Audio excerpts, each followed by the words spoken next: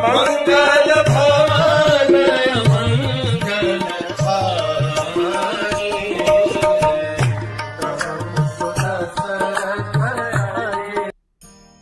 हरे कृष्ण। कल हमने देखा किस प्रकार से प्रभु राम सीता के सोच में, विचार में पूरी तरह से घायल हो सुग्रीव ने उन्हें ढाढ़स बंधाया। हनुमान जी ने कहा कि हम पहले वाली को मार दें और सुग्रीव को उधर वानरों का राजा बना दें, that is better thing. Hanuman ji इस सारी लीला में चुप थे क्योंकि वो वाली का एक बहुत ही कड़वा और काला सच जानते थे। आज हम उस काले सच की कथा सुनेंगे। ये जो कहानी है शुरू होती है नारद मुनि से। नारद मुनि का वेरी ट्रांसेंडेंटल स्पेसमैन, और कई बार वो ऐसे कार्यकलाप करते हैं कि जिससे किसी साधारण व्यक्ति को भी लगे कि भाई ये कैसे व्यक्ति है। मतलब केवल आग लगाना, दूसरों के चुगली करना, दो व्यक्तियों के बीच में वैमनस्य बढ़ाना, यही नारद मुनि करते हैं। लेकिन एक्चुअली नारद मुनि बहुत महान वैष्णव है। श्रीमद् भागवत ग्रंथ जो है केवल नारद, मतलब A to Z भागवत केवल नारद मुनि के शिष्यों की कथा है। Entire Bhagavatam is all about Narad मुनि प्रीचिंग एक्सप्लेट्स। सो जिनके शिष्यों से भागवत बना है वो स्वयं कैसे होंगे सोचिए। सो नारद मुनि से ही कथा शुरू होती है। नारद मुनि एक बार वाली के पास आए। वाली हालांकि वानर थे, लेकिन वो जानते थे नारद मुनि साधारण नहीं है और वो साधारण कारणों से कहीं घूमते भी। अगर नारद यहाँ पर आए हैं तो इसकी डेफिनेटली कोई ना कोई वजह तो है। Some reason why he has come, because lord and Vaishnavas they are never at any place without reason. There must be a reason. और नारद मुनि है भी इतने सुंदर हैं, इतने मनमोहक रूप से गाते हैं। वीणा के ऊपर भक्ति की शक्ति इतनी सरचार्ज है कि जहाँ पर भी नारद मुनि जाते हैं सभी केवल नारद मुनि को ही देखने लगते हैं। नेचुरली एक और रेवरेंस और सरेंडर की फीलिंग आती है नारद मुनि को देख करके। सो वाली भी चाहे जितना क्रूर था, इंद्रिय असंयमी था, लेकिन नारद मुनि को देख करके उसने प्रणाम किया। नारद मुनि एक अतिथि के रूप में आए थे, तो अतिथि के वेलकम के जो कुछ भी ट्रेडिशनल फॉर्मेलिटीज हैं वो पूरा करने के बाद कहने लगे कि गुरुवर आप यहाँ पर आए हैं, आज किष्किंधा और हमारा पूरा परिवार धन्य हो गया। लेकिन आप आए हैं तो किसी कारण से ही आए हैं, कृपया अपने आने का कारण बताइए। तो उस समय नारद मुनि कहते हैं तुमने सही कहा भाई, हम भगवत भक्त जहाँ पर भी घूमते हैं किसी कारण की वजह से ही घूमते हैं। आज मैं तुम्हें वो न्यूज़ देने आया हूँ जो शायद तुम्हें अच्छी न लगे, लेकिन मैंने सोचा कि तुम्हें आगाह कर देना चाहिए। जैसे ही वाली ने ये सुना, वाली के कान खड़े हो गए। मुनिवर आप क्या कहना चाहते हैं?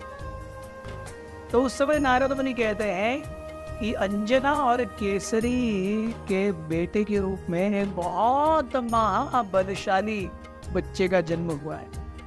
उसका नाम है हनुमान। उसकी शक्ति, उसकी बुद्धिमत्ता, उसकी विद्वत्ता, वाक चातुर्य, ये सब इतने प्रवीण है कि आप भी उसके सामने कुछ नहीं लगते। जब नारद मुनि इन्हें इस वाक्य को उच्चारा तब वाली पूरी तरह से क्या कहते हैं, he became completely fearful just by hearing that one word, या एक सेंटेंस की ये जो बच्चा है आपकी शक्ति इसके सामने कुछ नहीं है। सो वाली जो कि वानरों के राजा के रूप में एकदम ठाट बाट से रहते थे, सीना तान करके खड़े रहते थे, जैसे ये खबर सुनी वाली अत्यंत खेद करने लगे। And he began scheming how to eliminate this, how to eliminate, how to eliminate, how to eliminate. और वो सोचने लगे कि अरे केवल सोचने से कुछ नहीं होगा, करना पड़ेगा। सो एक दिन वाली केसरी के महल में घूमने लगे अपना वेश बदल करके। अब केसरी भी जो वानरों के राजा थे, ऋषिराज, उनके यहाँ एक बहुत बड़े मंत्री थे और ऋषिराज ने केसरी को एक छोटा सा कस्बा वानरों का दिया था रूल करने के लिए। So Kesari was a king but he was under Rishiraj. So Vali सोचते हैं कि अगर किसी ऐसे बेटे का जन्म हुआ है या होने वाला है, नारद मुनि ने कहा था कि होने वाला है, अभी तक हुआ नहीं है, this is previous to Hanuman ji birth. So होने वाला है बच्चा। सो उस समय वाली ने सोचा कि न रहेगा बांस न बजेगी बांसुरी, इस बच्चे को जन्म लेने ही नहीं देना चाहिए। इस हेतु से वाली ने अंजना की जो पर्सनल कुक थी, जो प्रेगनेंसी में अंजना को विविध प्रकार के व्यंजन बना करके खिला रही थी और डाइट का ख्याल रख रही थी, उसके साथ वाली ने साठगांठ की।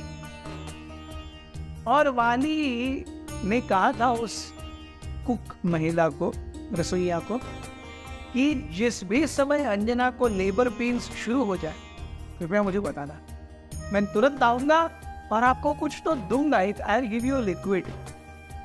ये लिक्विड आपको अंजना को पिलाना है। कहे अनुसार जब अंजना का लेबर पेन स्टार्ट हुआ तो वहाँ पर वाली आए और वाली ने आकर के एक छोटे से कप में एक बहुत ही तरल पदार्थ दिया और कहा कि अंजना को ये पिला दो। और ऐसा कह करके वाली भाग गए। और ये जो कुक थी who was responsible for making everything for Anjana, उसने वो liquid सूंघा। She could clearly smell, उसके अंदर गोल्ड था, आयरन था, कॉपर था, जिंक था और टिन था, स्वर्ण था, लोहा था, कांसा था, तांबा था और जिंक, कॉपर।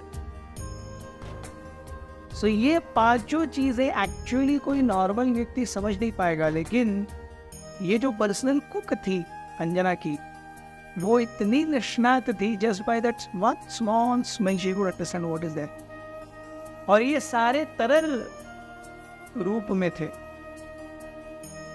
तो वो जो कुक थी, सेविका थी, वो जानती थी कि वो गलत कर रही है, लेकिन फिर भी वाली के लिए उसने ये करना कबूल किया।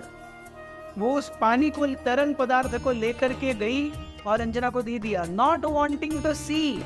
अरे मैं अंजना को ऐसे लेबर पेन में इतना हेवी चीज किसी भी महिला को कभी नहीं दिया है, या तो डायरेक्ट मेटल पिलाया जा रहा है इन लिक्विड फॉर्म। तो एक्चुअली मृत्यु तो इंस्टेंट होनी चाहिए थी, लेकिन वो स्त्री देखते रही, 1 2 3 मिनट हो गए, कुछ नहीं। फिर उसने थोड़ी और देर देखा, 10 मिनट वो अंजना के कमरे में रही, बातें करते करते, कुछ नहीं हुआ। फिर वो अपने उस कमरे से बाहर आई और किचन में जाकर के आगे पीछे आगे पीछे आगे पीछे जोर से चल रही है, क्योंकि उसको टेंशन है, किसी को पता चल गया तो। अंजना एकदम नॉर्मल।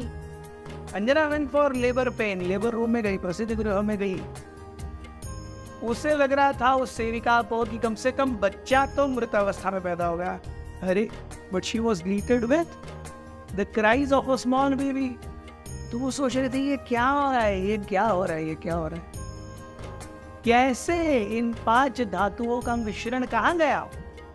जब वो देखने के लिए आई, उसने देखा उस बालक के कानों में 2 कुंडल थे, इन 5 कुंडल से बने हुए।